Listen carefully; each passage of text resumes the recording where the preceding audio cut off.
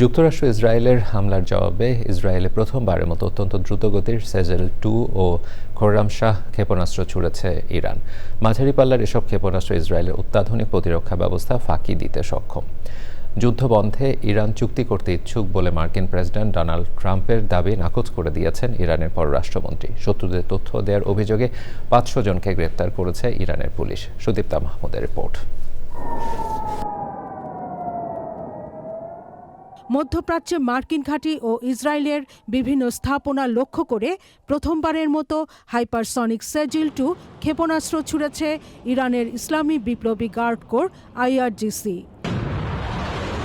ইরানের রাষ্ট্রীয় গণমাধ্যম প্রেস টিভি জানিয়েছে, নৃত্যরত ক্ষেপণাস্ত্র নামে পরিচিত শব্দের চেয়েও 13 গুণ বেশি গতির সেজিল-2 রোববার ইসরায়েলে ছোড়া হয়েছে। 2 থেকে 2500 কিলোমিটার দূরের লক্ষ্যবস্তুতে আঘাত হানতে পারে সেজিল-2, এড়াতে পারে ইসরায়েলের শক্তিশালী ক্ষেপণাস্ত্র প্রতিরোধ ব্যবস্থা আয়রন ডোম। IRGC জানিয়েছে, খোররামশাহ নামে সুপার হেভি ব্যালিস্টিক মিসাইলও ছুড়েছে তারা। ইসরায়েলের অত্যাধুনিক প্রতিরক্ষা ব্যবস্থা ফাঁকি দিয়ে মাত্র 7 মিনিটে ইরানের নাতাঞ্জ পারমাণবিক কেন্দ্র থেকে তেল আবিবে আঘাত হানে এই ক্ষেপণাস্ত্র। ইসরায়েলি সেনাবাহিনী জানিয়েছে, তারা ইরান থেকে আসা দ্রুতগতির ক্ষেপণাস্ত্র শনাক্ত করেছে। 2 ঘন্টারও কম সময়ের মধ্যে নতুন হামলা হয়েছে ইসরায়েলে। দুবাই বিমানবন্দরে ইরানের ড্রোন হামলার পর ফ্লাইট চলাচল স্থগিত করেছে কর্তৃপক্ষ। রকেট ও ড্রোন হামলা হয়েছে বাগদাদ আন্তর্জাতিক বিমানবন্দরেও।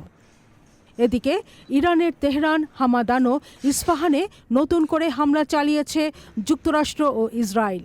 লেবাননে ইসরায়েলের অব্যাহত হামলায় এ পর্যন্ত প্রাণ হারিয়েছেন 100 শিশুসহ 850-রও বেশি মানুষ।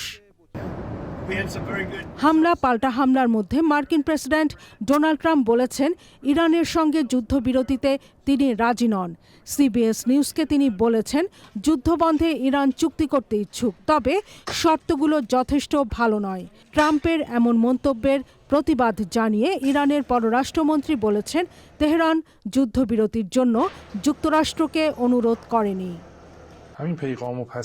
ইরানের নৌ সক্ষমতা ধ্বংস হয়ে যাওয়ার মার্কিন দাবি প্রত্যাখ্যান করেছে IRGC।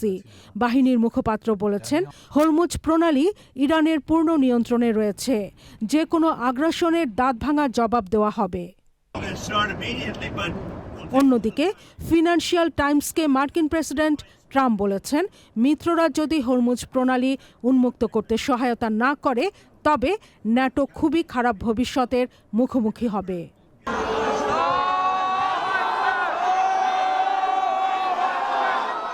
যুদ্ধে শত্রুদের তথ্য দেওয়ার অভিযোগে 500 জনকে গ্রেপ্তার করেছে ইরান সরকার। দেশটির পুলিশ প্রধান জানান, গ্রেপ্তারদের মধ্যে এমন অনেকে রয়েছে যারা শত্রুদের হামলার লক্ষ্যবস্তু নির্ধারণে তথ্য দিয়েছে। হামলায় গুরুত্বপূর্ণ ব্যক্তি নিহত হওয়ার সঙ্গেও তারা সরাসরি জড়িত।